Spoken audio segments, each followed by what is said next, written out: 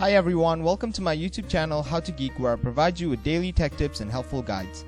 In this tutorial, I'm going to show you how you can reset your password for your online banking account of Western Alliance Bank. First, make sure you have a good internet connection and it's working properly. Then go ahead and open up a browser. And on the search bar, type in westernalliancebankcorporation.com.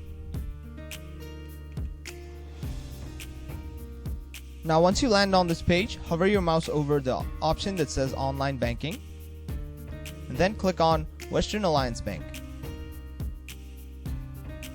Now under the option that says Western Alliance Bank, select the type of account you have. I'm going to go with personal for this example, and then click Go.